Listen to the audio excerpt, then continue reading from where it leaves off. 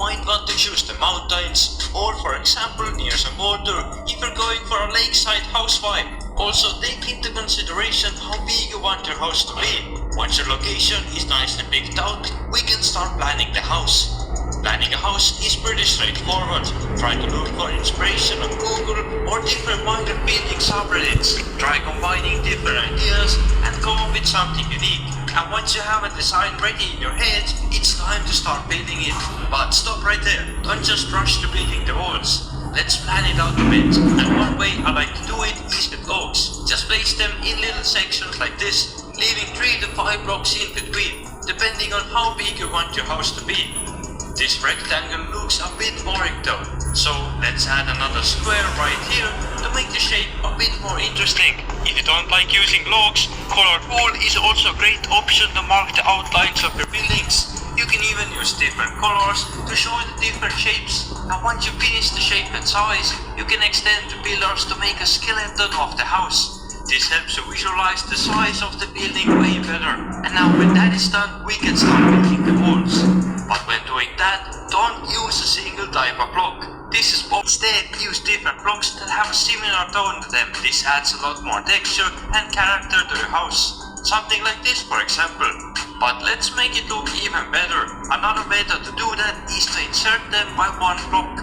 This will take up quite a lot of interior space, but it is best to use when building bigger houses. Adding different details like stairs, trapdoors, fences and signs can also help with making your walls more unique. For example, I added stairs with barrels next to each pillar, and between those some leaves to make it look like the bushes. I also used quite a lot of wooden stairs and trapdoors to make those arches above the windows. This adds so much to the overall look in my opinion. On the second floor, I use fences and fence gates to connect the wooden pillars, just like this. The fences can also be used as sort of windows in some cases. So I did that exactly right here, where the stable will be.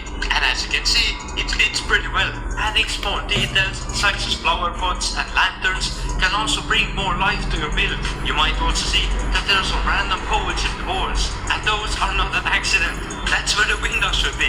But don't just use the regular glass blocks. Most of the time, using glass panes is a much better option. It adds another layer of depth to your build compared to the regular glass blocks that are just flat with the wall. Like, come on, it's boring. And as you can see, the walls are already starting to look really cool. Here is also a quick trick when building the door.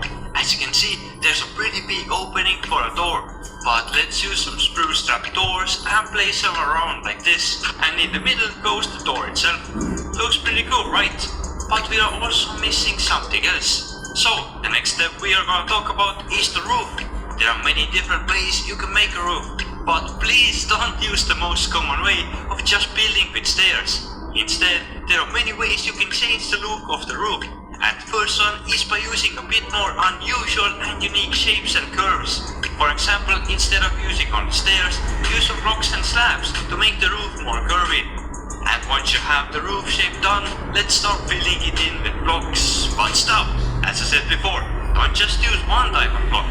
Instead, use different blocks that have similar colors. For example, with this house here, I'm going to use deep slate bricks and deep slate tiles for the roof material. And as you can see, they have a slight variation in color and gives it a very cool effect when used together. You might also notice that I use a completely different block to do the outline. And that is another tip. Making a trim like this to the roof helps to bring out more variation and colors of your building. So I definitely recommend doing that. Okay, our roof is starting to look pretty good now, but it still looks kinda empty. So to make it more interesting, let's also add a couple of dormer windows. These are the small extrusions that come out of the roof and have windows. I'm sure we have all seen them in real life. And now, as the cherry on top, let's also add a chimney. This will complete the roof and complement it pretty well. And that is what we ended up with. I am pretty happy, but we gotta move on. Looking around the house, it seems so empty. So let's fix that. Just using regular fat blocks in the front house is boring.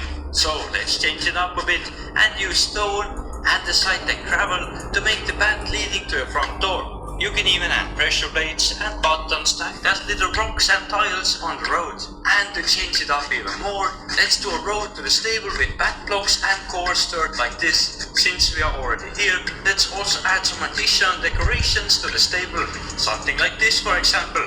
I'm sure the horse that will live here in the future will like it. The outside of the build is pretty much done now.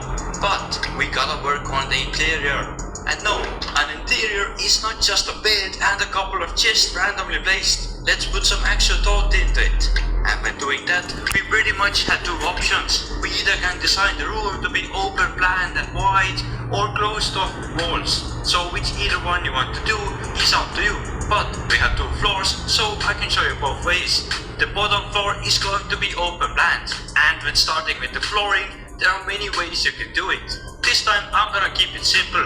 Just use some regular planks and spicing it up with some stripped planks. This way the floor doesn't look super boring, but at the same time it isn't complicated to build. Since the bottom floor is gonna be like a kitchen, we need to add some practical stuff here first. We also it's kinda big and feels so empty in the middle. So to fix it, we can add some kitchen islands in the middle to fill it, and that's how the bottom floor looks like when it's all. Thank you guys for watching my video. I will meet you in next video. Like, share and subscribe and share to your friend.